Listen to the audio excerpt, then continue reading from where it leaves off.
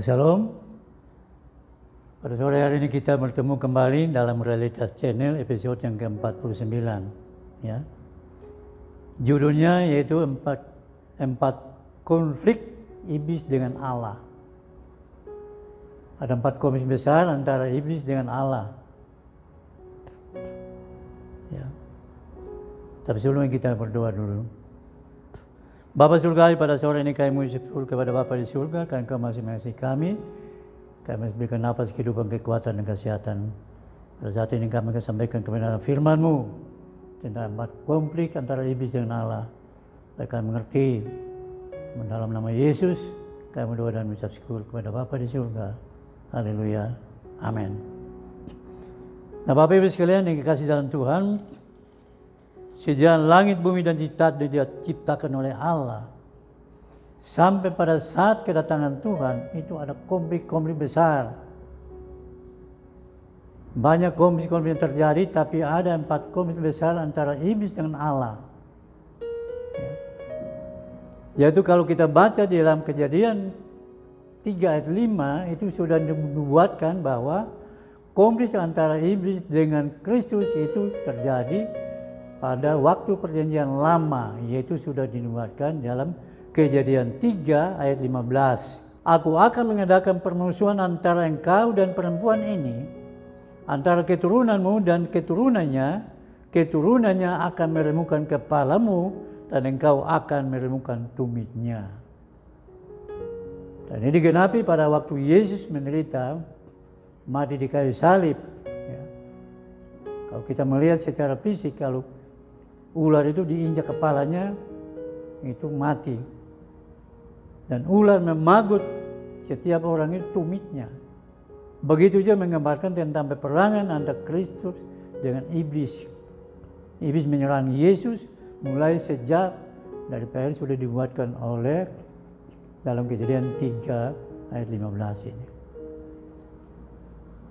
Itu sudah dibuatkan. Jadi konflik antara iblis dengan Kristus itu sudah dinubuatkan dalam Kejadian 3 ayat 15. Ya. Nah, berikut Bapak Ibu sekalian, kita melihat antara konflik antara iblis dan Kristus, yaitu dalam Wahyu 12 ayat 1 sampai 5. Perempuan dengan naga itu. Naga itu adalah iblis, Lucifer. Maka tampaklah suatu tanda besar di langit, seorang perempuan berselubungkan matahari dengan bulan di bawah kakinya dan sebuah mahkota dari 12 bintang di atas kepalanya. Ini menggambarkan tentang perempuannya, menggambarkan tentang Israel. Yang mana pada waktu kejadian Yusuf mendapat mimpi, yaitu bulan, matahari, bulan dan 12 bintang. Itu menggambarkan tentang Israel. Tapi itu juga menggambarkan seluruh umat percaya. Itu. Ia sedang mengandung dan dalam keluhan dan penderitaannya hendak melahirkan. Ia berteriak kesakitan, maka tampaklah suatu tanda yang lain. Langit dan lihatlah seekor naga merah padam yang besar berkepala 7 dan bertanduk ke 10 dan atas kepalanya ada 7 meter. Ayat yang kedua dikatakan, ia telah mengandung dan dalam keluhannya dan penderitaannya hendak melahirkan, ia berteriak kesakitan. Jadi Yesus lahir dari keturunan dari bangsa Israel, dari orang Yahudi, yaitu dari Israel. Ya. Kemudian ayat 3, tampaklah seekor naga merah. Ini tentang iblis. Naga merah padam. Tadinya iblis itu merupakan ular waktu digoda di taman Eden, tapi setelah ke sini itu ular sudah dewasa menjadi naga merah, ya, yang besar, berkepala 7 dan bertanduk 10 dan di atas kepalanya ada 7 mahkota. Ini naga atau anti iblis atau anti Kristus itu terdiri daripada 7, ya, 7 kepala, 7 kaisar, 7 pemerintahan, bertanduk 10. Di situ tentang 10 negara Uni Eropa yang bakal anti Kristus yang sekarang mulai bekerja. Iblis bekerja melalui menyerang bangsa Israel. Ya, itu konflik sampai kedatangan Tuhan. Dan konflik yang berikutnya, waktu Israel dijajah di Mesir 430 tahun, kemudian keluar dari Mesir 40 tahun di padang gurun, kemudian masuk melewati Laut Tebrau, masuk Sungai Yordan, dan Yosua melanjutkan peperangan di tanah Kanaan, dan di situ terjadi peperangan, konflik antara iblis dengan bangsa Israel.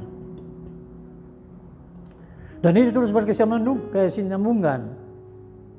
Setelah Yosua mendapat kemenangan demi kemenangan, masuk dalam perjanjian baru, itu terjadi lagi peperangan, yaitu pertama tahun, kalau kita melihat itu runtutan daripada PB itu terjadi peperangan. Tapi kita melihat hanya beberapa peperangan besar, yaitu peperangan tahun 48 setelah Israel merdeka, 14 Mei 1948, begitu Israel merdeka 6 hari, bangsa Arab menyerang Israel. Iblis konflik di situ. Iblis memakai 13 bangsa Arab untuk menyerang Israel. Dan Israel kembali menjadi pemenang. Setelah terjadi peperangan kecil, tapi perang besar yang berikutnya, perang 60 tahun 67, yaitu 6 hari itu. 13 negara Arab menyerang Israel, hanya dalam tempo 1 minggu, Israel menjadi pemenang. Iblis menggunakan 13 negara Arab untuk menyerang Israel, tapi Israel keluar sebagai pemenang. Kemudian peperangan itu kemudian terjadi peperangan besar berikutnya, perang Yom Kippur tahun 1973. Itu Israel sedang merayakan hari raya Yom Kippur.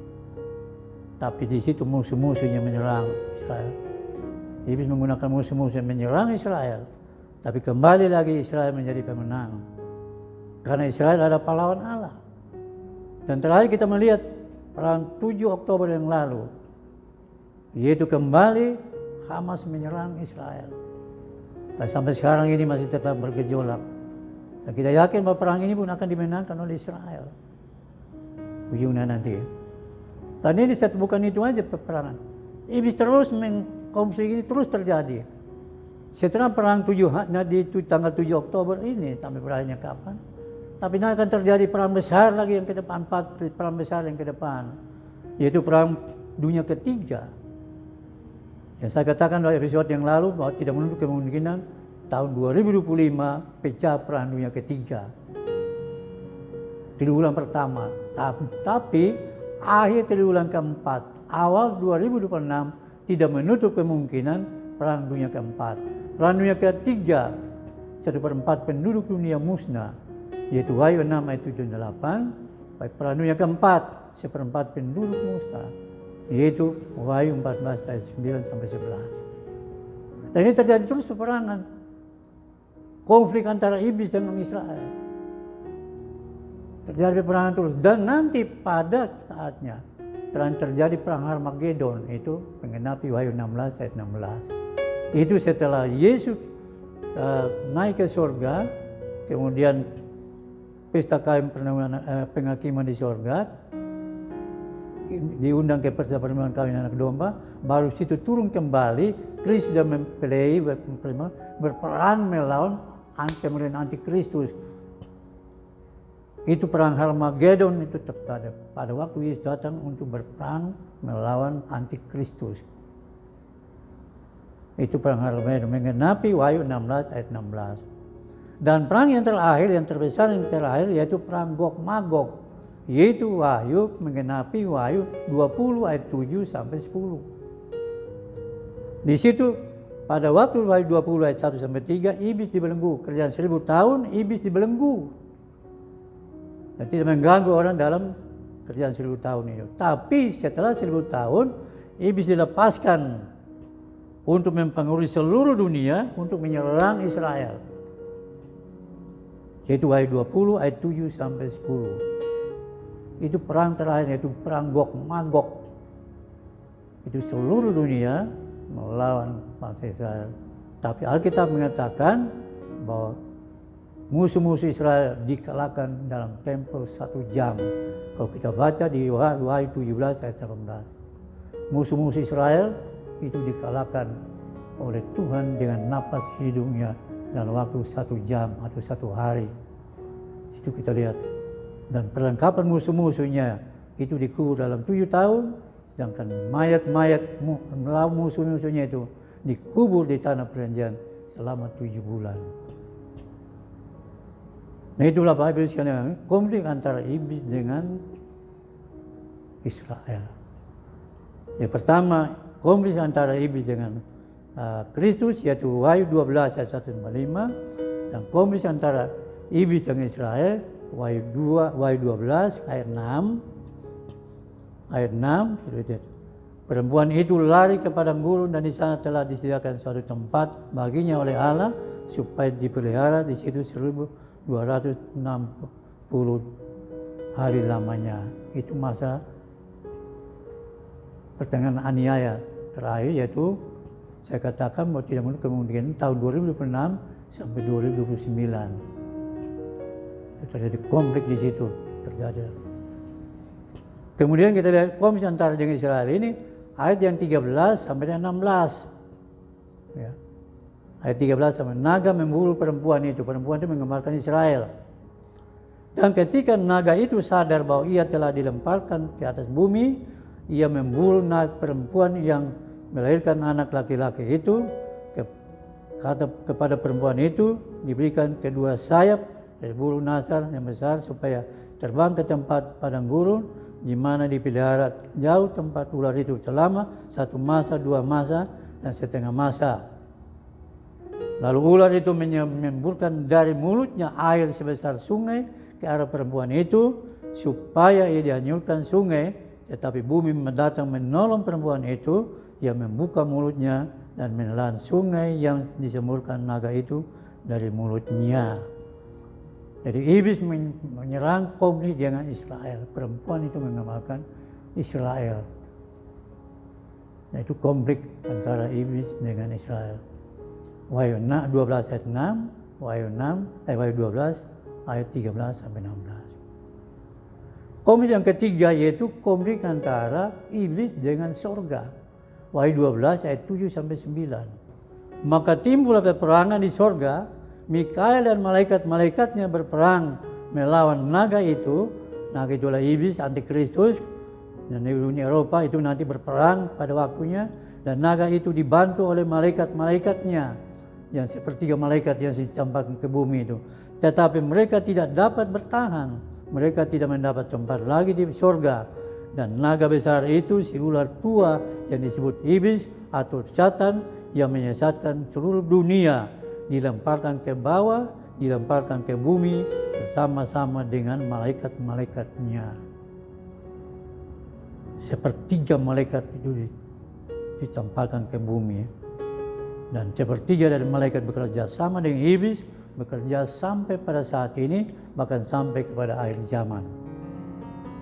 Ini konflik antara iblis dengan surga. Ya. Dan yang keempat yaitu konflik antara iblis dengan orang percaya. Ya. Kita tahu bahwa konflik antara iblis dan orang percaya mulai dari abad pertama. Orang percaya, orang Kristen dianiaya. Dari sejak Kaisar Nero sampai pada saat ini orang Kristen mengalami aniaya.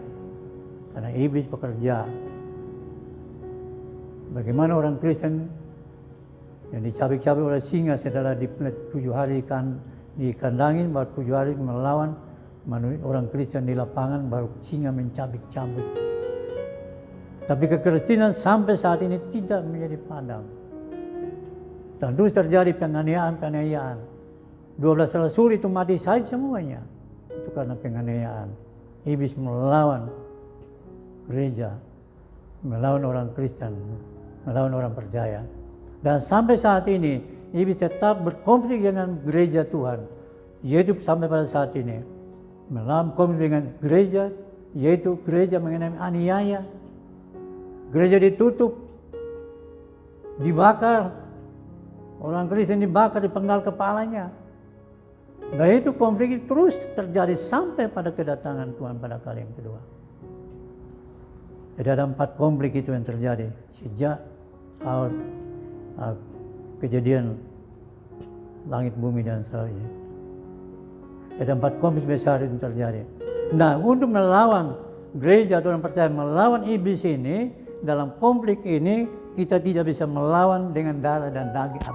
Kita tidak bisa melawan dengan senjata konvensional, tapi kita melawan iblis itu, mengalahkan iblis itu dengan senjata rohani, yaitu Efesus 6 ayat 10 sampai 20. Akhirnya hendaklah kamu kuat di dalam Tuhan, di dalam kekuatan kuasanya.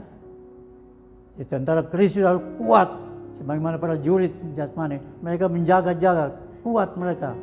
Kenakanlah seluruh perlengkapan senjata Allah supaya dapat bertahan melawan tipu muslihat iblis. Ada 7 senjata Allah di situ, bukan hanya 1 tapi 7, pakai seluruh 7 perlengkapan Allah. Kita lihat. Dan karena perjuangan kita bukanlah melawan darah dan daging, tetapi melawan pemerintah-pemerintah yang di udara, melawan penguasa-penguasa, melawan penghulu-penghulu dunia yang gelap ini, melawan roh-roh jahat di udara.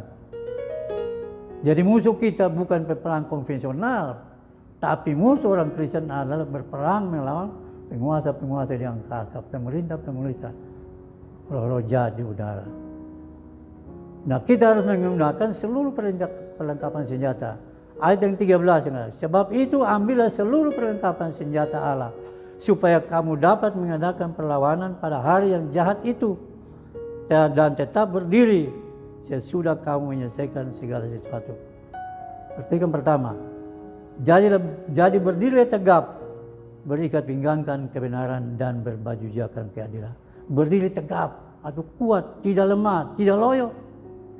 Berikat pinggangkan kebenaran menjadi ikat pinggang kita, menguatkan kita, kerohanian kita, ikat pinggang kebenaran. Yang berikut berbaju jirakan keadilan. Kalau tentara Romawi pakai baju jira, ya, itu untuk melapis tubuh mereka. Tapi itu juga kita berbaju jirakan keadilan. Kaki memperkasutkan kerelaan untuk memberitakan Injil damai sejahtera. Penginjilan itulah senjata Allah untuk mengalahkan tipu muslihat iblis dalam peperangan rohani ini. Dalam penginjilan, berkasutkan kebenaran bentuk damai sejahtera. Kemudian ayat 16, dalam segala keadaan pergunakanlah perisai iman. Iman adalah senjata Allah kita yang kokoh untuk melawan tipu muslihat iblis. Iman mengalahkan dunia. Di dalam Yohanes 1:5 ayat 1 sampai 5. Iman mengalahkan dunia. Jadi pergunakan perisai iman. Perisai itu sebagai kalau polisi menjaga mana itu pakai perisai. Itu supaya kalau orang lempar telur itu nggak bisa kena pada orangnya. Atau lempar itu nggak kena di kepala, tapi kena di perisai itu. Itu begitu juga iman kita. Kalau iblis menyerang kita, kalau iman kita kuat, maka kita tidak bisa memudah iman kita.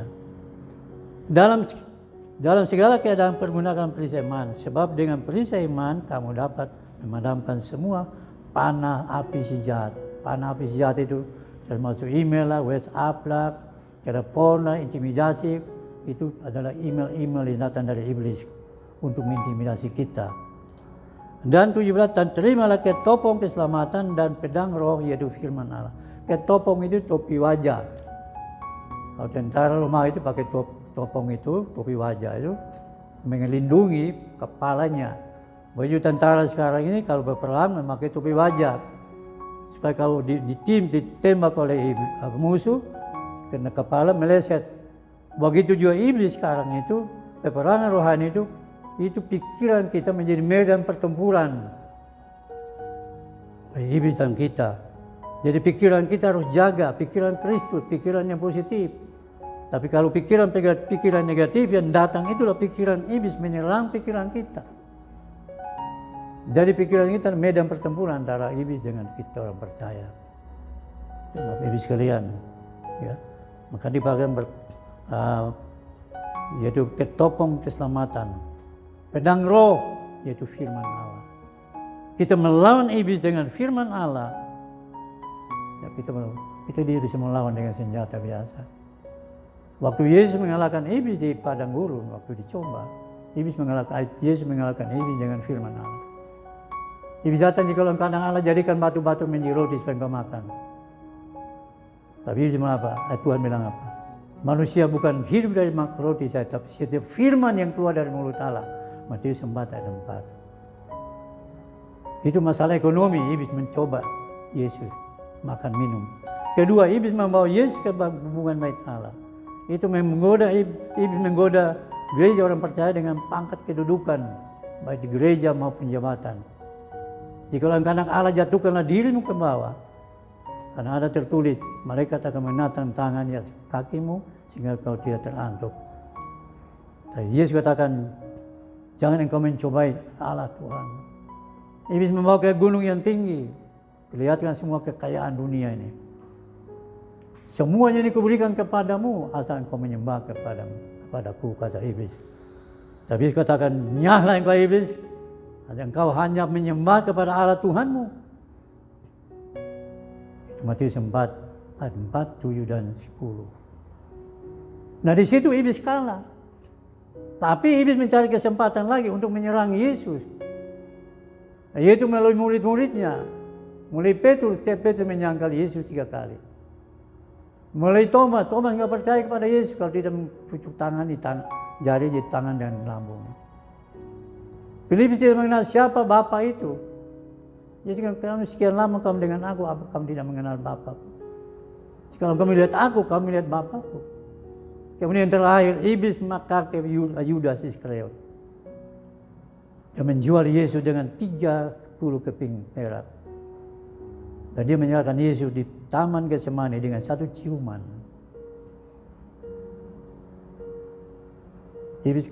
Yudas katakan, barang siapa yang kucium dia, itulah orangnya. Dia menyerahkan Yesus dengan satu ciuman. Tapi ciuman maut itu namanya. Maka Yesus katakan, hei anak, saudaraku, apakah engkau menyerahkan aku dengan ciuman? Jadi Yesus diserahkan oleh iblis dengan ciuman maut. Itu. Dari situ sampai kepada Yesus menderita, dia terus menderita. Aku di kayu salib dicaci, maki, diejek, diludahi, dicambuk, dianiaya, dicambuk 40 kali dan berdarah-darah, kemudian disalib, paku tangannya paku, tergantung 6 jam di antara surga, langit dan bumi. 6 jam, dari jam 9 pagi sampai jam 3 sore. Yesus tergantung. Dan di situ ada doa Yesus di atas kayu di kayu salib. Hai anak, lihatlah ibumu. Ibu lihat anakmu.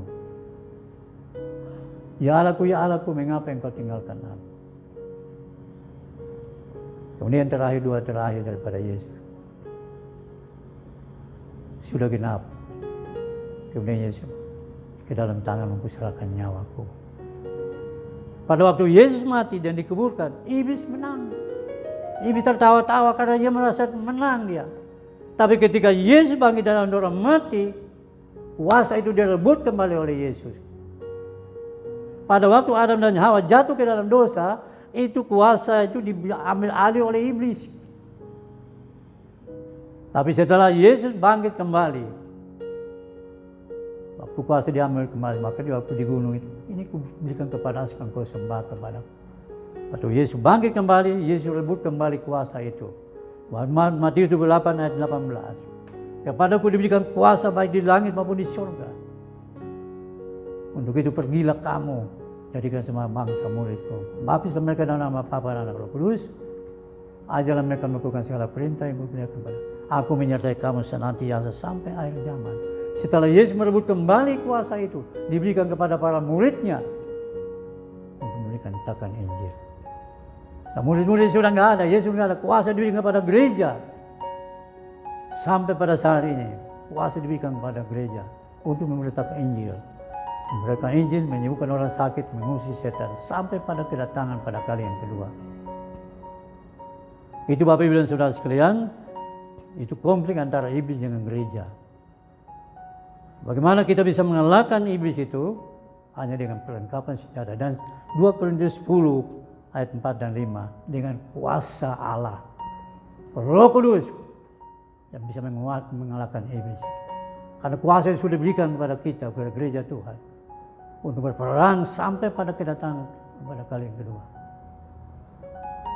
Itu Bapak Ibu sekalian, dan kuasa juga nama Yesus.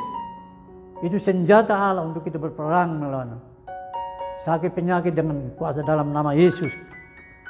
Kuasa Roh Kudus kita bisa melawan iblis. Dan darah Yesus, kita melawan kuasa dengan darah Yesus. Nah, makanya kita iblis konflik dengan orang Kristen, yaitu mulai dari Wahyu 12 ayat yang 10 sampai 12 di sini kita lihat. Ayat 10, dan aku mendengar suara yang nyaring di sorga berkata, sekarang telah tiba keselamatan dan kuasa dan pemerintahan Allah kita, dan kekuasaan dia yang diurapinya. Karena telah dilemparkan ke bawah pendakwa saudara-saudara kita yang mendakwa mereka siang dan malam di hadapan Allah kita. Dan mereka menyalahkan dia oleh darah anak domba dan oleh perkataan kesaksian mereka. Karena mereka tidak mengasihi nyawa mereka sampai ke dalam maut. Karena itu bersukacitalah, hai surga dan hai kamu sekalian yang diam di dalamnya. Celakalah kamu, hai bumi dan laut, karena iblis telah turun kepadamu dalam geramnya yang dahsyat, karena ia tahu bahwa waktunya sudah singkat. Nah, ini Bapak Ibu sekalian, jadi peperangan antara iblis dengan orang percaya. Dengan kuasa darah Yesus, dengan sorak kemenangan, iblis telah dikalahkan. Dengan kesaksian kita, kalau kita bersaksi tentang Kristus, maka iblis ini dikalahkan. Ini senjata-senjata rohani yang kita melawan kuasa iblis untuk dikalahkan. Bahkan kita berperang melawan iblis, tidak sayangkan nyawa kita sampai mati syahid. Itu peperangan rohani melawan kuasa iblis, kuasa kegelapan, antikristus yang bekerja ke depan ini. Tidak mengasihi nyawa. Karena itu bersukacitalah dari surga, hai kamu sekalian yang diam di dalamnya. Celaka yang ada di bumi. Iblis telah konflik antara surga dan bumi. Yaitu dengan orang Kristen sampai saat ini dan sampai kedatangan Tuhan. Dan saya katakan tadi melalui peperangan. Nah, Bapak Ibu sekalian, perang tanggal 7 Oktober itu akan berlanjut lagi sampai perang dunia ketiga pada tahun 2005.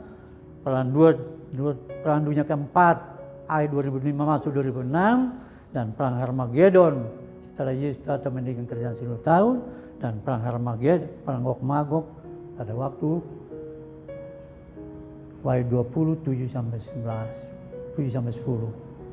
Itu konflik sampai Tuhan Yesus datang. Nah, Bapak Ibu sekalian, itulah 4 konflik antara iblis dengan pertama dengan Israel, dengan Kristus, Wahyu 12 ayat 1 sampai 5. Konflik antara iblis dengan Israel, yaitu Wahyu 12 ayat 6, 13 sampai 16. Dan konflik antara iblis dengan surga, yaitu Wahyu 12 ayat 10, ayat 7 sampai 9. Dan konflik iblis dengan gereja, orang percaya, yaitu Wahyu 12 ayat yang ke-6, ayat 10 sampai 12, dan juga ayat yang ke-17. Ayat 17 demikian firman Tuhan, maka marahlah naga itu kepada perempuan itu, lalu pergi memerangi keturunannya yang lain, yang menurut hukum-hukum Allah dan memiliki kesaksian. Jadi marahlah iblis kepada perempuan, lalu pergi memerangi keturunan perempuan, yaitu Israel itu, yaitu orang percaya perjanjian yang baru. Keturunan daripada perempuan dari Israel, yaitu gereja orang percaya yang menurut hukum-hukum Allah dan memiliki kesaksian Yesus. Itu peperangan konflik antara iblis dengan orang percaya, itu gereja, sampai pada saat ini dan sampai pada Tuhan Yesus datang pada kali yang kedua. Untuk itu saya sudah katakan pada episode yang lalu, kita harus berjaga-jaga. Yesus sudah menyelesaikan karya penyelamatannya, itu lahir, mati, bangkit, naik ke surga. Dan ini sebagai kemenangan, dia akan datang kembali untuk menjemput saudara dan saya. Untuk itu kita berjaga-jaga. Kapan Tuhan Yesus datang kita tidak tahu. Tapi ingat, kalau kita berjaga-jaga, kapan kita dipanggil. kita tidak tahu. Untuk itu, selama masih ada napas kehidupan ini, kita harus siap sedia nanti kedatangan Tuhan, dan kita juga siap sedia kapan kita dipanggil. Demikian firman Tuhan pada sore hari ini. Kiranya Tuhan memberkati. Dalam episode berikutnya, itu nanti kita akan ada 4 kegerakan lagi oleh iblis, dan kita akan menghadapi 4 kegerakan besar ke depan. Kita akan pada episode yang ke-50. Kita akan jumpa lagi. Selamat sore, salam, Tuhan Yesus memberkati. Amin.